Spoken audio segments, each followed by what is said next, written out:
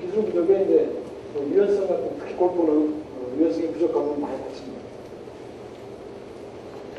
이런 정도만 염두에 두고 하게 되면은, 이거는 근력의 균형을 잡고 근력 강화를 하려면 당연히 웨이트 트레이닝을 해줘야 되고, 자, 유연성과 관련된 이 부분은 스트레칭을 밥 먹듯이 하는 거고, 연습하거나 라운딩 하기 전에 머리는 충분히 해주고, 클럽 내 몸에 맞추고, 그러면 상해를 반이 아니라 80%는 줄 수가 있다. 그 다음에 이제 최고의 간격들이 뭐냐면 오버유스 내지는 오버트레이닝. 남들 10년 걸렸다는데 내가 1년에 해보려고. 무리한 오버트레이닝. 아픈데도 불구하고 계속 또 써. 까지만 똑같고 오버유스. 과다 훈련이나 과다 사용이 결국은 상해 원인인데, 주로 좀 뭐라 그럴까, 의지력이 강하고 좀 늦게 시작한 사람들 5번이 많아요. 그 병신 같은 새끼가 어떻게 꼭 일찍 배웠고, 내가 안 보이는 데 가서 죽기다 배웠고, 아까 어떤 분 하루에 1000개씩 치셨다고 그랬지. 지금 여기 오신 게 참 다행이에요. 지금까지 1000개 치셨다면 지금 좀다 링겔 꽂고 누워있어요. 오버유수와 오버트레이닝이 굉장히 많아요.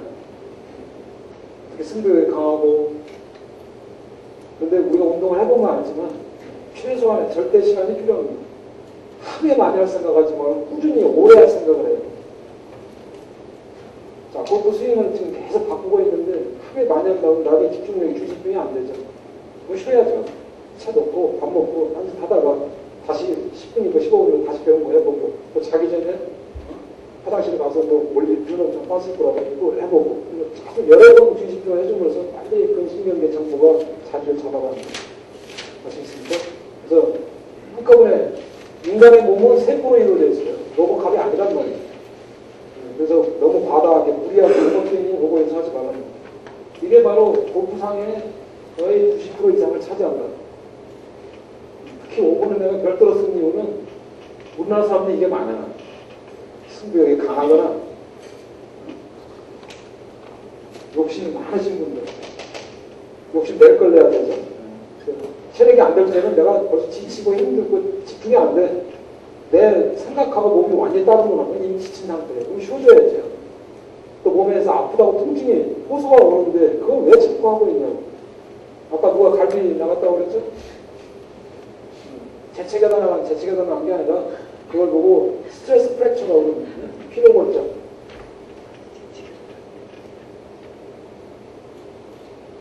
스트레스라는 게 남한테 열받아서가 아니라 물리적 자극이 스트레스예요. 물리적 자극이 피로가 회복이 안 된 상태에서 계속 하다 피로가 누적돼서 뼈가 부러지는 걸 피로골절. 이동부위처럼 누가 건드리지도 않고 심하게 안 돌았는데 앞에 전십자인데 90%가 파열되고 그랬어요. 스트레스 넘쳐나오는 피로 누적에 의한 근파열입니다. 이동부위 누가 건드렸어요?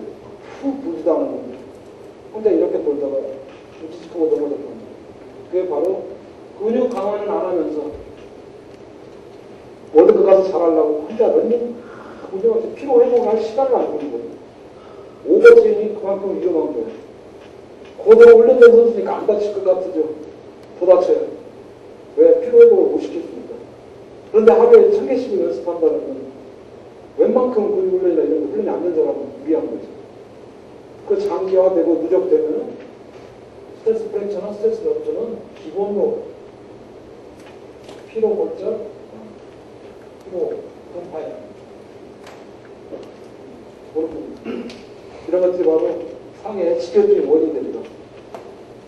골프 특히 늦게 배운 사람, 40대에 와서 배운 사람들은 갈등이 많이 나옵니다. 늦게 배우니까 부지런히 빨리 치고 오분성이 많이 되죠.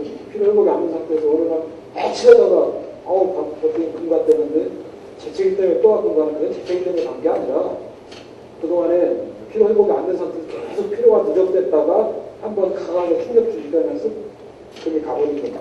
이거 조심하셔야 돼요. 이게 바로 골프상의 거의 대다수다. 이거 이상은 없어요.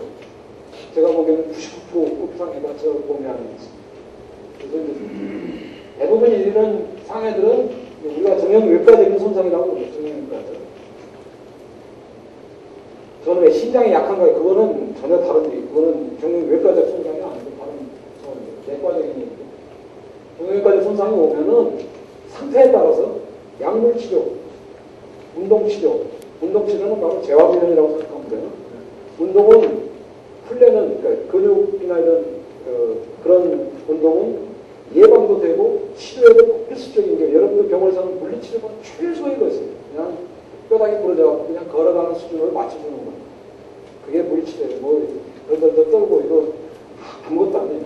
침 맞는 거나 어떤 지압하는 거나 거의 다 똑같은 거예요. 문제는 다치기 이전 상태로 체력을 회복하고 기술을 회복하려면 빨리 체력도 올려줘야 되고 근육의 기능도 다시 활성화시켜야 되고 하기 때문에 재활 트레이닝, 운동 치료를 별도로 해야 됩니다. 그걸 보면 우리가 운동 치료 또는 재활 훈련이라고. 그래서 정형외과에서 손상이 오면은 응급처치는 이렇게 하되 스포츠 전문의한테 가능하면 동네 정형외과 의사들한테 골프 헬퍼가 그냥 쉬세요.